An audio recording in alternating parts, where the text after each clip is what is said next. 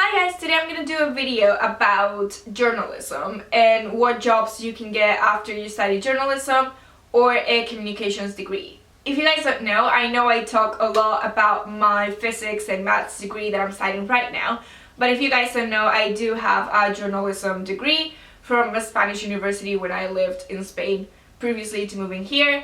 So I just wanted to let you guys know what I've been doing with it and what other jobs you can get within the field, and maybe not within the field that you might be, just other things that you could do if this is something you are studying right now or you're thinking of studying in the future. The most obvious one is being a journalist, reporter, or whatever you want to call it, working for a newspaper, magazine, television, broadcasting company, whatever you want to do. Writing is one of them, obvious one. Also with writing, you can be a copywriter or a copy editor, same thing, but they're called different things, which is also useful if you're looking for jobs to know what the jobs are actually called, because sometimes, I don't know, maybe I know them now, but I feel like right after university or while I was at university, I didn't really know what the jobs were called. Like, I knew what you would do, but some of them I didn't even think about, or I don't know, it's useful to know. So you can be a copy editor or a copywriter, which you basically can do it within a marketing department, advertising department. Basically what you do in that job is write all the copy for the website, for social media sometimes, but not necessarily. There's usually another person or another team for that. But if you go into a website and they have like a little bit of explaining what the website is, you will write that. Also for advertisements, if you advertise on TV or online, banner ads, all those things, you will write the copy for. You can do this in-house or at an agency, but I feel like in-house is a lot better because I feel like for a copywriter, you need to know the company quite well. You need to know what the messaging is, you need to know the things you can and can't say, you need to know the tone of voice. In-house is a better way to go. I've never done this job before, but I have worked with copywriters in-house before. It's very useful for them to get to know other people in other teams. They do work with other teams because obviously they're like a separate department in a way, but they do work with PR, with marketing, with advertising, even the communications, PR, press department, whatever you want to call that. And you do get to write if that's one of the things that you like about journalism. The next one is what I've been doing for the past 3 and a bit years, and it's social media. I've done a few other things, but mostly social media. You can work in social media with different degrees, but I feel like journalism, marketing, communications is the most popular one for people that work in social media. Basically, if you don't know, you create content, you write the copy, which is kind of like being a copywriter, but just for social media. You work within different platforms, and you can also do paid social media. You might also be able to create the assets for it. So if you do have Photoshop skills, Illustrator skills, that's really good to have if you want to do social media. So along with your degree, if you can get some experience with Photoshop, Illustrator, just creating some different images, a bit of graphic design experience, that's really helpful because sometimes, or most of the time, when someone needs a social media manager, social media exec, whatever you're going for, they would need someone who can do more than one thing. They just need someone to do multiple things.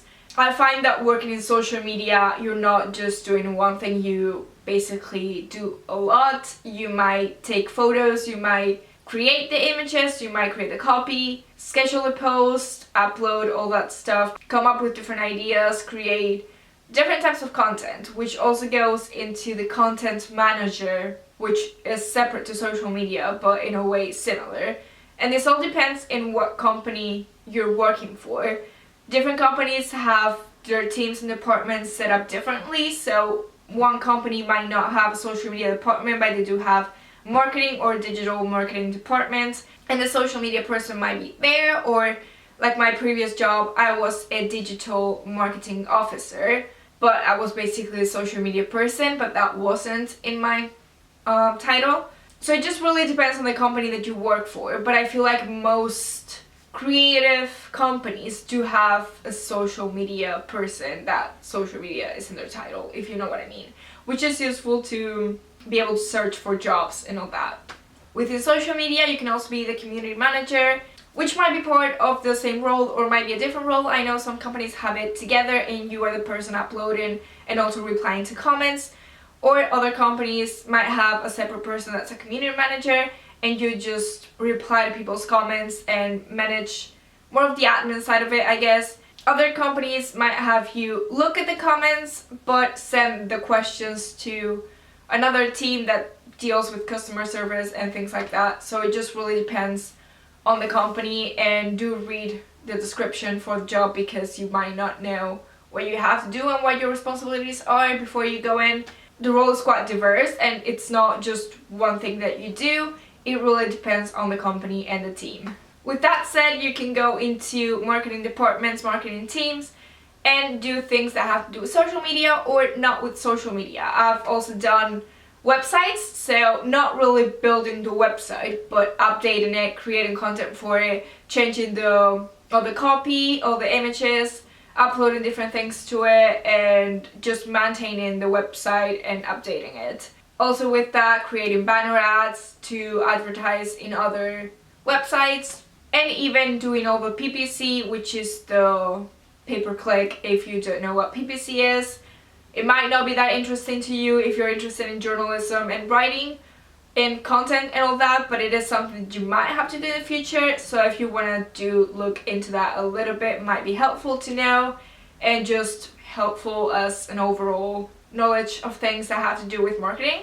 All the paid side of marketing is usually left for people in higher roles, so marketing managers will deal with it, but if you're a marketing assistant, you might not have to, you might help, but it might not be your responsibility. So if you're just entering your career path, I guess, and you're gonna be a marketing assistant, you might want to learn about it, but you probably won't need to know how to do it yet. It is something that goes into more senior marketing roles, and it's something that I personally don't enjoy that much. Yeah, all that stuff I'm not really that keen on, but at the moment I like working in a role that doesn't involve it as much. You can also do PR. It does involve a lot more advertising and a lot more communications and talking to different teams and talking to people outside of the company. This is where the separation between digital marketing and traditional marketing comes in, I think. PR is more towards the traditional marketing side of things, and you do more things that are not online, not on your website, not on social media. But if you are doing like a pop-up stall somewhere for whatever company you're working for, things like that, reaching out to different companies and different magazines, influencers, all that stuff. Influencer marketing is something that's quite big right now, so I feel like all that comes into PR. Something that I never thought before until my previous job was investor relations. And it's something that I do not like.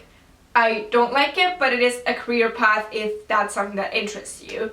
So you could go into, it's more of a communications role, but you do need journalism with it. I know the person at my previous job that was doing more of the investor relations.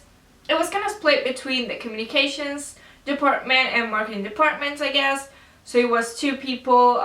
The person who wrote all the press releases and things like that had to deal with investors as well as other shareholders and all that.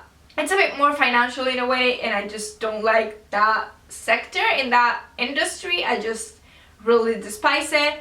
But if you do like going to networking events and all that, then maybe going into investor relations is something that might interest you.